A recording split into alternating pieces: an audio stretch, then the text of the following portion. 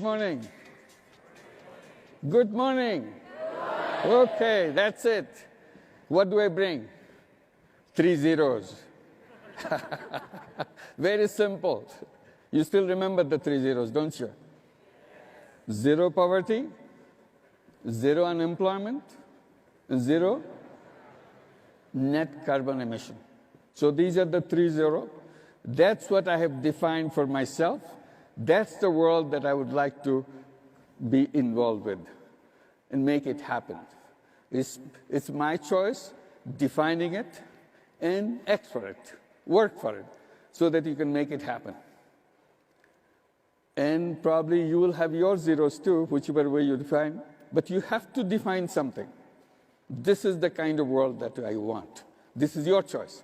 You don't have to consult to make a decision. Of course, you need advice, you need consultation, but decision is yours. Create that world that you want. Well, defining something is imagination. You can do it. It's a very exciting experience, but at the same time, it's easier part of the whole job. Then you have to make it work, make it happen. How do you make it happen? How do you make zero poverty make it happen? How do you make zero unemployment make it happen? How do you make the zero net carbon emission make it happen? And I mentioned something that we are struggling against a very powerful wave of wealth concentration.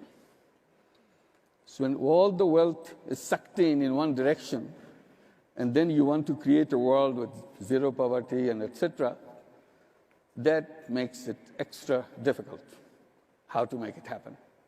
You must have heard many times our goal is something globally, we say that repeatedly, that nobody to be left behind. That's a great goal, nobody to be left behind. And we all believe in it. And I try to point out the system that we built around us and we participate in every day, it is a system which is designed to leave people behind. And that's what the wealth concentration is all about, keeping people behind. So we are struggling against a big machine which is designed to leave people behind, and we are saying we want to do something not to leave anybody behind. That's a big mismatch. So you have to work on the system, on the machine itself. So that machine has to change its habit of leaving people behind and sucking up all the wealth to the top. How do you do that? So that's what I was trying to see and struggling with it. And I came up with some things, one after another. When you look at things at a very close range, it's not as difficult as you think when you read about it, when you hear about it. Oh, it's so difficult. But you come close to it, it looks like fairly easy. It's not as difficult. After all, we are dealing with human beings. It's not something they don't have any skill, they don't have any energy to participate in your effort. So that's what I was trying to see if I can make little efforts and do that. And I got excited. Yes, it works. And in the process, I created lots of such enterprises that I thought could be done to address those issues. Then I started seeing something which I never thought before. The system we built has a major flaw. I struggled with 2 major flaws, and that's what I wanted to share with you. Probably you may look into it yourself. One flaw is in the whole system, which we call a capitalist system, the basic assumption behind the whole system is every human being is driven by self-interest. This is part of the whole system. Every human being, you, me, and everybody, is driven by self-interest. And there is nothing else. So we keep on repeating that thing, self-interest-driven economy, and self-interest translates into greediness. It becomes extra greediness and everything else. Forget about everybody else. What struck me, this is a very narrow interpretation of a human being. human beings are not about all selfishness. Human being is a combination, at least, of selfishness and selflessness. That selflessness is missed out. And why? The moment I introduce it, suddenly it looks like it's a completely different world. And that's the kind of thing I was doing without knowing what I was doing, creating business to solve problem without any intention of making money for myself. So what did I do? I dismissed one basic feature of the capitalist system, making money, making profit. I dismissed it in my work and created business to solve problem, not create a business to make money for myself. So that is a departure I saw. And then I raised a lot of debate about it. People start arguing against it. So I tried to give it a name so that people understand what I say. I call it social business and define it by saying it's a non-dividend company to solve human problems. It's a company, it's a business. We sell a service or sell a product just like any business does, but for a purpose different from the other kind of business. The purpose is very clear. We want to solve people's problem. Suddenly people question that because they cannot imagine how a person who is supposed to be self-interest-driven person, personal interest-driven person, can do something for interest of other people. I said, because every person has that aspect too. So any human being can do both kinds of business. Business to make money, business to solve problems. The moment you introduce that part of human being, whole capitalist system appears completely different. Suddenly, same human being can do both things. It's up your choice. How much of you do this, how much of you do of the social business. Why social business is important in the context of what I said about the wealth concentration? It's important. The moment you come into social business, there is no sucking the wealth to the top because nobody's taking any money from it as a profit. So all social business works against the concentration because if I don't take any money, there is no question of me getting wealthier and wealthier. So that is a kind of a counter force that we immediately introduce in the system and make it happen. And it relates to many other issues, which I'll postpone for a while. And then I get into another problem. This is interesting for you also. Both are interesting for you, not just one. When I was doing the microcredit, I started lending money to poor people, particularly poor women. They're not only poor, they're all from rural areas of Bangladesh when I started. They are totally illiterate, cannot read, cannot write, nothing. But it started that. But we wanted to make sure that children do not repeat the same fate as their parents of remaining illiterate. So we make all our efforts through our institution, which we call Grameen Bank, to make sure all the children of Grameen families go to school and continue in this education system. We gave them scholarships, we gave them education loans, and so on. There is one person who is attending today, is one of those young people who her mother was a Grameen Bank borrower, and we helped her mother to send her to school, and later she got scholarships and so on, got to good college with a scholarship. Then she got a scholarship to go abroad in the United States. She got her degree in the United States. Today she is appearing here. Can you please stand up? Where are you? Yeah. Let's give a big applause for her. Thank you.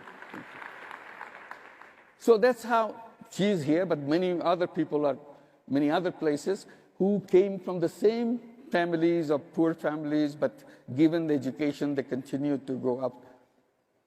But others who finished, these are hundreds of thousands of young people, millions of young people. They keep on complaining. What is the use of having education? There's no job. when it kind of hit my heart, that is, what is the meaning of education? There is no job. I thought for a while, and I started responding to that. I said, why do you look for a job? Why are you looking for a job? They got very puzzled. Everybody looks for a job. What's wrong with it? They didn't say that. Then I said, forget about job. Job is absolutely wrong idea. This should have ended long before in the previous century. But somehow still that wrong idea has continued to come to Bangladesh and got you worried about it. The real thing should be you tell yourself again and again that I'm not a job seeker, I'm a job creator. And act like a job creator, think like a job creator, so that you can feel big, you can feel strong. If you're looking for a job, you feel small because you are at the mercy of other people. You are an entrepreneur, that's what you are. Then I started telling them, look, your mother, 20 years back, 30 years back, she had the courage to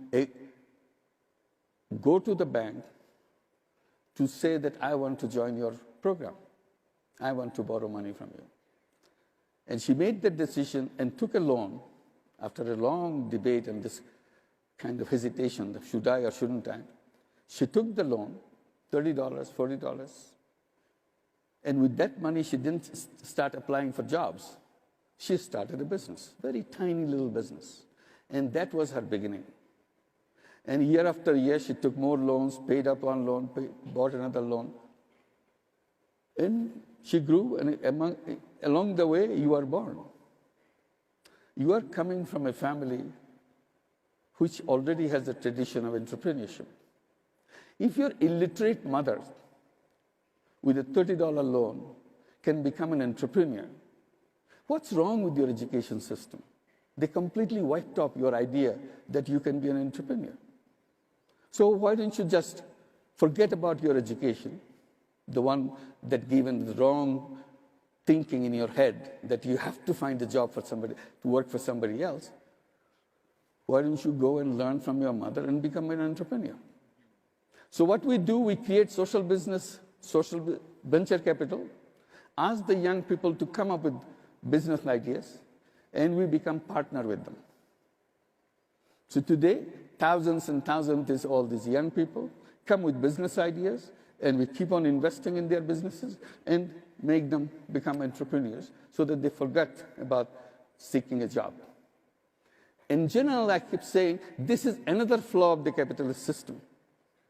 They made us into thinking that only way we can survive is to have a job. I said, job was never in our history, ever since we are on this planet. When we were in the caves, we are not sending job applications from cave number 5 to cave number 10. Do you have a job for me? I'm unemployed.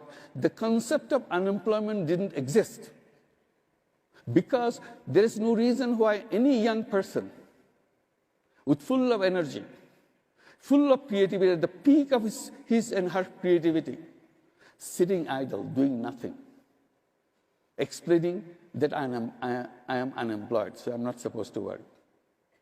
Does it make sense? It doesn't make sense to me why anybody should sit idle.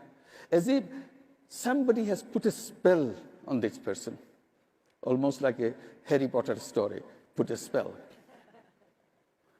There is the only place that the spell comes from is our idea, is our concept that I am supposed to be sitting idle because nobody is giving me a job. Why don't you go and do something? Because system is designed for seeking job, not for being entrepreneur. I say all human beings are born as entrepreneurs. Human beings are not born to work for somebody else. The moment you introduce this concept, suppose we all become entrepreneurs, will there be wealth concentration left? What is your guess? It won't. Because wealth will come to me, will come to you, will come to everybody because we are entrepreneurs. Today, as job seekers, as working for somebody, what did we become? We became mercenaries for other people to make money through us. We don't make money, they make the money. And we pass on the money to them, and they become multi-billionaires and big people, and we complain all the wealth is going there. Who is helping them? We help them. They themselves cannot get to all this wealth because there's no mechanism. So if we become entrepreneurs, suddenly all the problem starts resolving. So ask yourself before you leave Bogota, would you be an entrepreneur or be a job seeker? Tell your friends, tell your brothers and sisters that there are two options. You can be a job seeker or you can be an entrepreneur. And the moment you have these options, many will go for become entrepreneurs, provided we can create financial system to go with it. Once you get into it, financial system has to come around to support it so that you can go into it. So with 3 zeros, today it looks like impossible thing because the system that we created made it impossible. So as I was explaining, all impossibles has to become possible. That's what the human beings are all about. That's what you are all about. Making impossible possible. Don't settle for little things. Go for big things because you are created for big things. Don't compromise yourself. Thank you very much.